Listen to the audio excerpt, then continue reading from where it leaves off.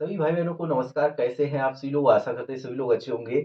और जैसा कि आप सभी लोग देख सकते हैं, आज से हम लोग यहाँ पर बीपीएससी तैयारी 4.0 और 5.0 के लिए जो प्रैक्टिस सेट है वो हम लोग यहाँ पर शुरू कर रहे हैं। और यह प्रैक्टिस सेट यहाँ पर सामान्य अध्ययन का रहने वाला है। आप सभी लोगों के सामने यहाँ पर सामान्य अध्ययन के यहाँ पर प्रैक्टिस सेट आप लोगों को कराए जाएंगे। ठीक है, तो आप सभी लोगों को यहाँ पर विशेष ध्यान देना है और यहाँ पर अपना स्कोर ज़रूर बताना है सभी क्लासों का।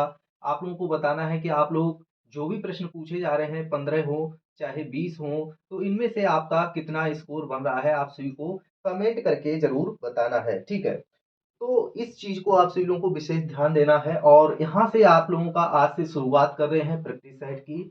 यहाँ पर आप सभी लोग, चाहे आप 1 टू 5th की तैयारी कर रहे हो प्राइमरी की, चाहे 6 टू 8, ठीक है, टीजीटी, पीजीटी, आप किसी की भी तैयारी अगर कर रहे हैं तो उसमें आप सभी को पता होना चाहिए सामान्य अध्ययन से प्रश्न पूछे ही जाते हैं, जो कि काफ़ी महत्वपूर्ण आप सभी के लिए रहने वाले हैं। तो ये सीरीज आप सभी को लिए काफ़ी बेस्ट साबित रहने होने वाली है। और यहाँ पर प्रैक्टिस सेट आप लोग शुरू कर दीजिएगा अभी से। तो चलते हैं यहाँ पर क्वेश्चन नंबर फर्स्ट पर। ठीक है, और ये आप सभी के बीच काफी प्रीवियस ईयर प्रश्न आए हुए प्रश्न हैं ये सभी के सभी। तो शुरुआत से हम लोग हिस्ट्री से यहाँ से कवर करेंगे, सामान्य अध्ययन। ठीक है, तो सबसे पहले इतिहास को हम लोग कवर करेंगे, जो भी आए हुए प्रश्न हैं। जैसा कि आप सभी लोग सबसे पहले पहला क्वेश्चन आप सभी लोग देख पा रहे होंगे, यहाँ पर पहला क्वेश्चन आप सभी से पूछा गया है सैंधव सभ्यता से। और प्राचीन भारत का इतिहास हम लोग सबसे पहले कवर करेंगे।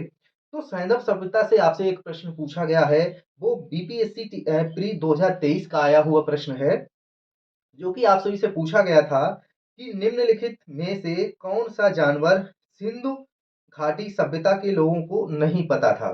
ठीक है, आपसे ये पूछा गया है कि निम्नलिखित में से कौन सा जो जानवर है वो सिंधु घाटी सभ्यता के लोगों को नहीं पता था। चार ऑप्शन है, बैल है, हाथी है, घोड़ा। ठीक है, और उपयुक्त में से कोई नहीं। तो आपको बताना है इन चारों में से सही आंसर क्या है, किसके बारे में नहीं पता था। तो चारों ऑप्शन में से आप सभी लोग को जल्दी से कमेंट बॉक्स में कमेंट करते रहना है, अपना स्कोर चेक करते रहना है कि कौन सा आप लोगों का कितना स्कोर बन रहा है। अगर हम इसके आंसर की बात करें तो इसका जो राइट आंसर है वो हो जाएगा ऑप्शन डी। ठीक है, यहाँ पर उपरोक्त में से कोई नहीं, जो कि यहाँ पर बिहार लोक सेवा आयोग ने जो उत्तर माना है इसका, वो माना था घोड़ा। ठीक है, वो क्या माना था? घोड़ा। लेकिन इसमें एक संशय बना हुआ है कि सिंधु घाटी सभ्यता के लोगों को बैल, घोड़ा, हाथी आदि पशुओं के बारे में जो है जानकारी थी।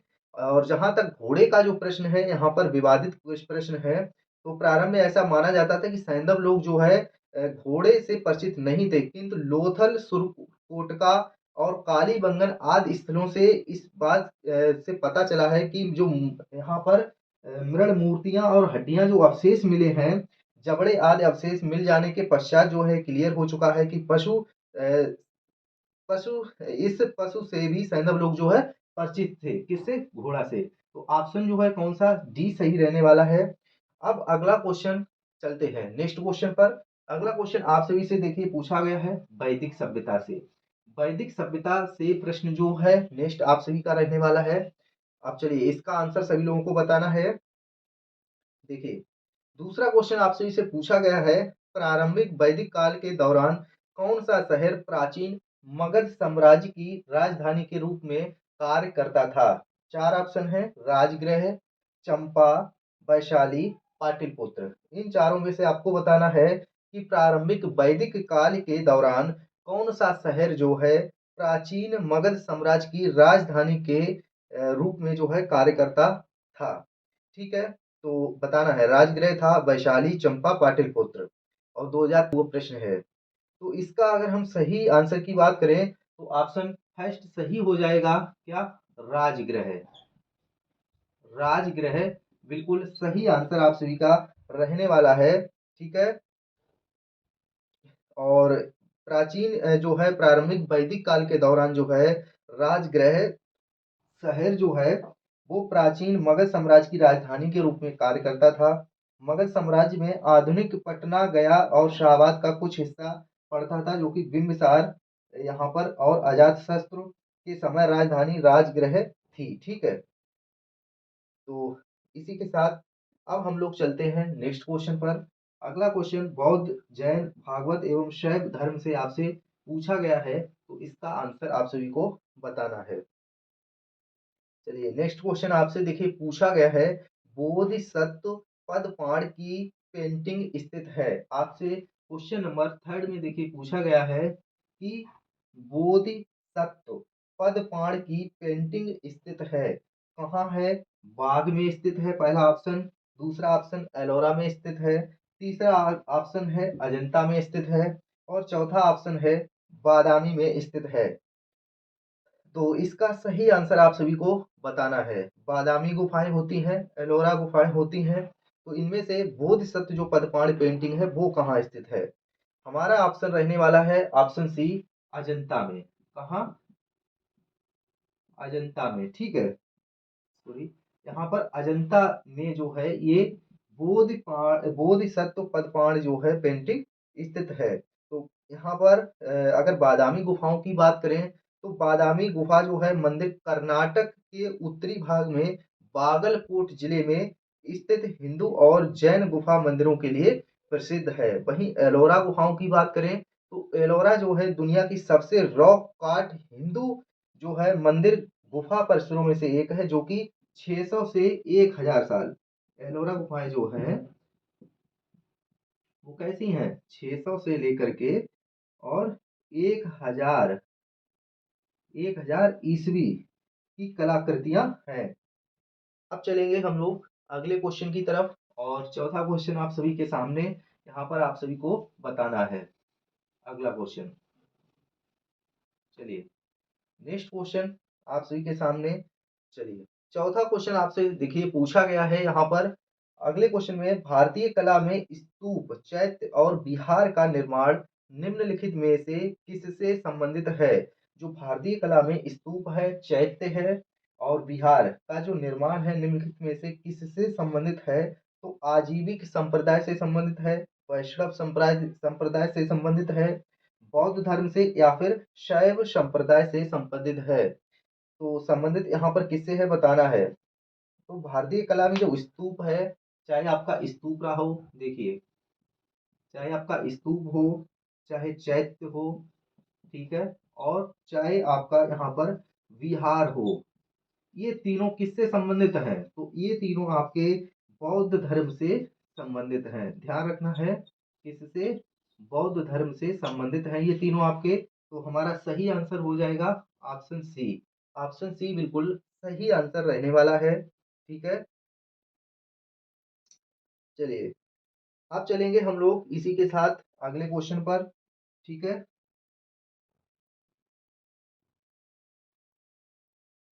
अगला क्वेश्चन हमारा रहने वाला है क्वेश्चन नंबर 5, और इसका आंसर आप सबको बताना है। चलिए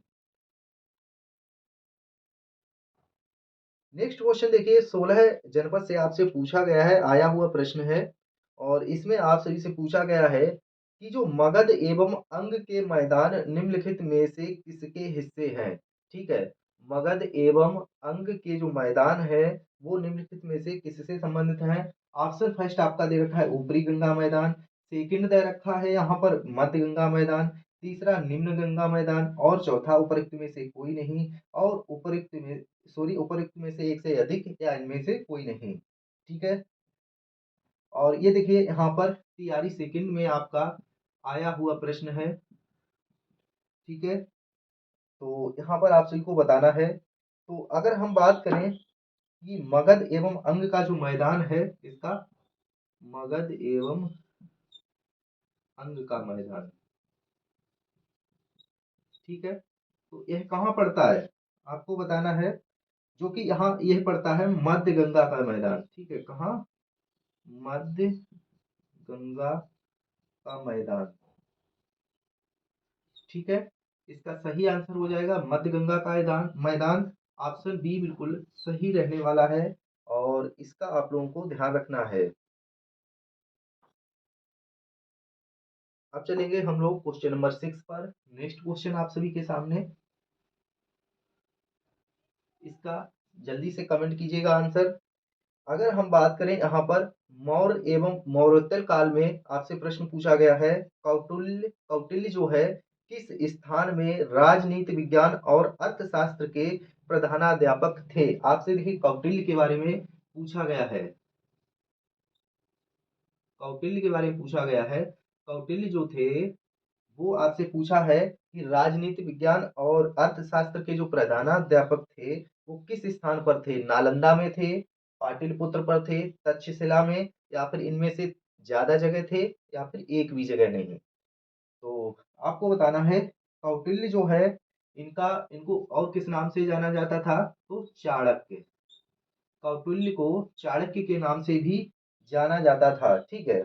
और एक प्रसिद्ध ये भारतीय जो है अर्थशास्त्री, दार्शनिक और राजनीतिक जो है सलाहकार थे, ठीक है। और ये प्राचीन जो है तक्षशिला विश्वविद्यालय के राजनीति विज्ञान और अर्थशास्त्र प्राध्यापक थे, अर्थात इनका सही आंसर क्या हो जाएगा? ऑप्शन सी बिल्कुल सही हो जाएगा। कहाँ के? तक्षशिला। ठीक है, तो यह तक्षशिला के राजनीति विज्ञान और अर्थशास्त्र प्रधानाध्यापक थे, जो विश्व के सबसे पुराने विश्वविद्यालय और में से एक था। प्राचीन भारत में शिक्षा का केंद्र था क्या? तक्षशिला, ठीक है, विश्व में। तो अब जो है हम लोग चलने वाले हैं नेक्स्ट क्वेश्चन की तरफ, गुप्त काल एवं गुप्तोत्तर काल, ठीक है। गुप्त काल एवं गुप्तोत्तर काल, इसका क्वेश्चन आप लोगों को देखना है। सातवां क्वेश्चन आपसे देखिए पूछा गया है। यहाँ पर गुप्त काल और गुप्तोत्तर काल से प्रश्न सातवां आपसे ये पूछा गया है कि फाहियान एक चीनी यात्री था जो हर जो हर्ष के शासनकाल के दौरान भारत आया था, ठीक है। तो क्या ये सही है? तो यह नहीं सही है, ठीक है। फाहियान जो था वो चीनी बौद्ध तीर्थयात्री था, ठीक है। और जो चंद्रगुप्त के शासनकाल के दौरान आया था, पहला ऑप्शन आपका गलत हो चुका है, पहला, ठीक है। और दूसरा दे रखा है हेन सांग एक चीनी बौद्ध भिक्षु थे, ठीक है।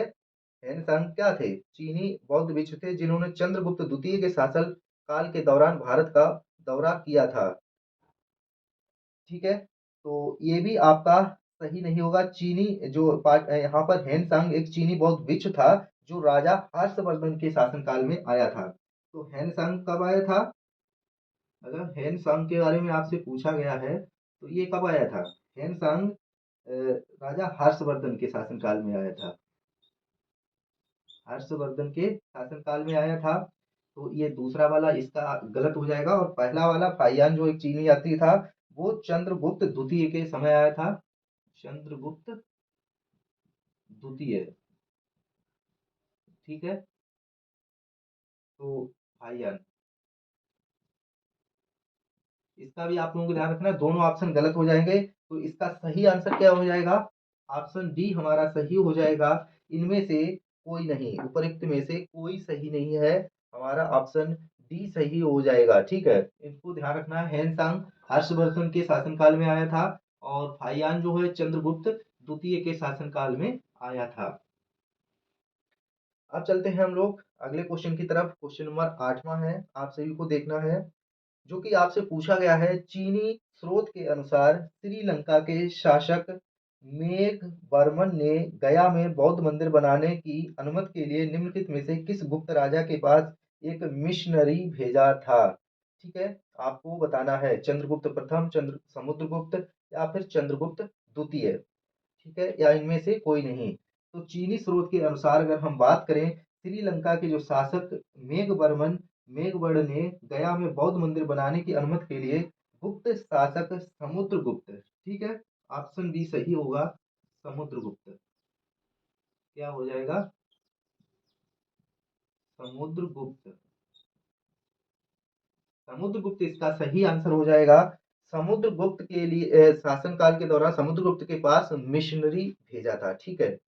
अब आ जाते हैं विविध पर, ठीक है। क्वेश्चन नंबर 9, जो कि आप सभी को इसका सही आंसर जल्दी से बताना है। क्वेश्चन नंबर 9, इसमें आपसे देखिए पूछा गया है क्वेश्चन नंबर 9 में, प्राचीन भारतीय धातु कर्म का आश्चर्य लौह स्तंभ स्थित है। आपसे क्वेश्चन नंबर 9 में देखिए पूछा गया है हिस्ट्री में, यहाँ पर प्राचीन भारतीय धातु कर्म जो है का आश्चर्य लौह स्तंभ स्थित है कहाँ? ऑप्शन फर्स्ट दे रखा है पुणे में, ठीक है, पुणे में स्थित है या फिर दिल्ली में स्थित है, ठीक है, या फिर लखनऊ में स्थित है, आपको बताना है, ठीक है, लखनऊ में स्थित है, इन उपरोक्त में से एक से अधिक या इनमें से कोई नहीं।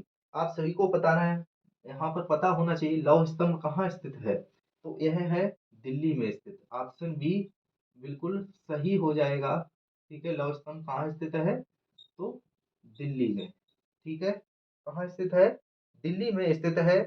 और लौह स्तंभ दिल्ली में मेहरौली में स्थित है, ठीक है, कहाँ स्थित है, मेहरौली में। अगर हम इसके निर्माण की बात करें तो यह इसका निर्माण क्षमता जो है चंद्रगुप्त विक्रमादित्य ने कराया था। लौह स्तंभ का जो है निर्माण किसने कराया था, तो चंद्रगुप्त विक्रमादित्य, ठीक है, चंद्रगुप्त विक्रमादित्य, विक्रमादित्य, चंद्रगुप्त विक्रमादित्य ने करवाया था इसका निर्माण। और गुप्त काल में लौह स्तंभ निर्मित इस स्तंभ आज तक जंग नहीं लगी है, और जो उसकी उत्कृष्ट निर्माण कार्य को प्रदर्शित करता है। अभी तक जो है लौह स्तंभ में जंग नहीं लगी है, जो कि दिल्ली के मेहरौली में स्थित है।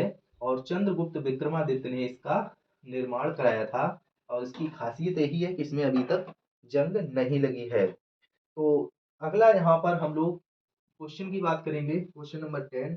और आपसे इसमें पूछा गया है खीर भवानी मेला जो है आयोजित किया जाता है, कहाँ किया जाता है, ये आपको बताना है। आपके पास चार ऑप्शन है, एक तो पंजाब दे रखा है, राजस्थान दे रखा है, जम्मू कश्मीर, और ऊपर में से एक से अधिक या इनमें से कोई नहीं। चारों में से आपको सही आंसर देखना है कौन सा होगा। तो अगर हम खीर भवानी मेला का आयोजन की बात करें तो यहाँ पर आप लोग देख सकते हैं, ये बीपीसी टीआरई 1 पॉइंट यहाँ पर टीआरई 3.0 में 1 to 5 टीआरटी में पूछा हुआ प्रश्न है, 2024 में जो कैंसिल एग्जाम हुआ था, ठीक है। तो अगर हम इसके राइट आंसर की बात करें तो खीर भवानी मेला का प्रतिवर्ष जो है ज्येष्ठ अष्टमी को जम्मू कश्मीर में मनाया जाता है। ऑप्शन सी हमारा सही हो जाएगा, कहाँ, जम्मू कश्मीर, ठीक है, जम्मू कश्मीर में इसको मनाया जाता है। खीर भवानी मेला कहाँ मनाया जाता है, जम्मू कश्मीर में। तो चलिए, जम्मू कश्मीर में प्रमुख मेले और कौन कौन से हैं, जैसे कि झिरी मेला यहाँ पर मनाया जाता है, क्या, झिरी मेला, ठीक है। दूसरा पुरमंडल मेला और मनाया जाता है, पुरमंडल मेला भी मनाया जाता है, ठीक है, पुरमंडल मेला। और इसके बाद यहाँ पर चैत्रे चौदस, चैत्रे चौदस, इसके बाद यहाँ पर बहु मेला भी मनाया जाता है, बहु मेला। और साथ ही यहाँ पर लोहड़ी, लोहड़ी भी मनाया जाता है, ठीक है। तो ये आपके कुछ मेला प्रमुख हैं वहाँ के, जम्मू कश्मीर के। अब आ जाता है क्वेश्चन नंबर 11वां। अगला क्वेश्चन 11 नंबर का आप सभी के सामने, इसका सही आंसर आप सभी को बताना है, ठीक है। इसमें देखिए आपसे पूछा गया है 11वें में कि राजनीति की प्रारंभिक पुस्तक नीति सार किसके द्वारा लिखी गई थी, ठीक है। जो राजनीति की प्रारंभिक पुस्तक है वो नीति सार किसके द्वारा लिखी गई, चार ऑप्शन है, कौटिल्य के द्वारा। आपसे देखिए नीति सार जो पुस्तक है यह पूछा गया है यह किसके द्वारा लिखी गई थी, तो कौटिल्य के द्वारा, कामदत्तक के द्वारा, सॉरी कामंदक के द्वारा, या फिर चरक के द्वारा, इनमें से कोई नहीं। तो ऑप्शन बी हमारा सही हो जाएगा। नीति सार पुस्तक के लेखक जो है यहाँ पर कौन है, कामंदक, बी ऑप्शन सही हो जाएगा, ठीक है। कामंदक इसका सही आंसर हो जाएगा। अगर हम बात करें यहाँ पर कौटिल्य के अर्थशास्त्र पर आधारित है यह पुस्तक, ठीक है। तो और यह पुस्तक कब लिखी गई, तो गुप्त काल में, ठीक है, कब, गुप्त काल में। अब चलेंगे हम लोग अगले क्वेश्चन पर, और काफी महत्वपूर्ण प्रश्न है अगला। तो अगला क्वेश्चन चलेंगे हम लोग, यहाँ पर देखिए एक सूची दे रखी है जो कि आपसे पूछी गई है। यहाँ पर चरक, गणित, ब्रह्मगुप्त, चिकित्सा, बाहर मिहिर, नाटककार, और विशाखदत्त ज्योतिष। आपसे पूछा गया है कौन किससे संबंधित है, तो हमारा सही आंसर आपको बताना है। यहाँ पर अगर हम बात करें चरक, चरक की बात करें तो यहाँ पर आप लोग देख सकते हैं चिकित्सा से संबंधित होगा। ठीक है, ऑप्शन ए हमारा यहाँ पर सही हो जाएगा। तो चरक जो है चिकित्सा से संबंधित है। ब्रह्मगुप्त ब्रह्मगुप्त ब्रह्मगुप्त जो है हमारा गणित से संबंधित है। किससे? गणित से संबंधित होगा। और बाहर मिले, ठीक है, बराह मिहिर बराह मिहिर जो है ज्योतिष से संबंधित है। किससे? ज्योतिष से संबंधित है। और विशाख दत्त नाटककार से। विशाख दत्त जो है वो नाटककार।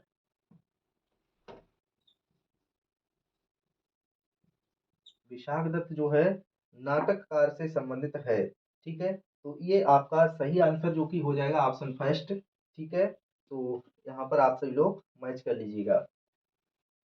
अब जो है चल रहे हैं हम लोग क्वेश्चन नंबर 13 पर। नेक्स्ट क्वेश्चन आप सभी के सामने, इसका आंसर आप सभी को बताना है। जो कि आपसे पूछा गया है, ऐतिहासिक दक्षिणापथ नामक क्षेत्र का विस्तार क्या है? क्वेश्चन नंबर 13 का आपको बताना है इसका आंसर। तो विंध्याचल पर्वत श्रेणी से कृष्णा नदी के मध्य, विंध्याचल पर्वत श्रेणी के कावेरी नदी के मध्य, सतपुड़ा पर्वत श्रेणी से नीलगिरी के मध्य, उपरोक्त में से एक से अधिक या इनमें से कोई नहीं। तो आपको ऐतिहासिक दक्षिणापथ नामक क्षेत्र का विस्तार बताना है। ऑप्शन फर्स्ट हमारा सही हो जाएगा। ठीक है, तो यह ऑप्शन फर्स्ट बिल्कुल सही हो जाएगा। ऐतिहासिक दक्षिणापथ नामक क्षेत्र का विस्तार जो है विंध्याचल पर्वत से कृष्णा नदी के मध्य स्थित है। कहाँ से? विंध्याचल से कृष्णा नदी के मध्य। इसका सही आंसर हो जाएगा। ठीक है, तो आगे अगला क्वेश्चन इसका आपको मध्यकालीन इतिहास से नेक्स्ट क्वेश्चन आपसे इसे पूछा जाएगा। ठीक है, और इससे आगे की जो क्लास है नेक्स्ट प्रैक्टिस सेट में हम लोग करने वाले हैं। तो आप सभी को इसका आंसर देना है। मध्यकालीन इतिहास, दिल्ली सल्तनत का पहला क्वेश्चन, इनमें से किसने भारत में फारसी त्योहार नवरोज की शुरुआत की? ऑप्शन फर्स्ट फिरोज शाह तुगलक ने, अलाउद्दीन खिलजी ने, बलबन ने, इल्तुतमिश ने। ठीक है, तो इसका सही आंसर क्या होगा सभी को कमेंट बॉक्स में बताना है। प्रैक्टिस सेट कैसा लगा आप सभी को कमेंट करके जाना है। आप लोगों ने 13 क्वेश्चन में से कितना सही किया आप लोगों को कमेंट करके जाना है कि 13 क्वेश्चन में से आपका स्कोर कितना रहा है। एक एक भाई बहन को कमेंट करना है। ठीक है, और बाकी जो है आप लोगों को यह पीडीएफ हमारे टेलीग्राम चैनल पर मिल जाएगी, वहां पर हम शेयर कर देंगे। वीडियो को लाइक करके सभी दोस्तों में शेयर कर दें। मिलते हैं फिर नेक्स्ट वीडियो में। आशा करते हैं आप सभी लोगों को प्रैक्टिस सेट अच्छा लगा हो। बाकी जो भी कमियां हो, कोई त्रुटि है तो आप लोग कमेंट कर सकते हैं। तो मिलेंगे फिर नेक्स्ट वीडियो में, तब तक के लिए विदाई लेते हैं। जय हिंद, जय भारत।